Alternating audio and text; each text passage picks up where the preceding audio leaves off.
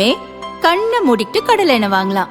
ஏன்னா மந்த்ரா கடலை எண்ணெய் இதயத்தின் தயாரிப்பு. வறுக்க பொரிக்க ஏன் எல்லா சமையலுக்கும் மந்த்ரா தான். மந்த்ரா கடலை எண்ணெய், அபார ருசி, ஆரோக்கியமான உடல் நலம். சென்னையில் 3 நாள் முகாமிட்டுள்ள அமலாக்கத்துறை இயக்குநர் ராகுல் நவீன் பெண்டிங்கில் உள்ள வழக்குகள் குறித்து ஆய்வு செய்து வருகிறார். திமுகவை சேர்ந்த பொன்முடி, வைத்திலிங்கம், நேரு ஆகியோர் துறைகளில் நடந்த ஊழல் விவரங்கள் குறித்து நேற்று 5 மணி நேரத்துக்கு மேல் ஆய்வுக் கூட்டம் நடந்துள்ளது.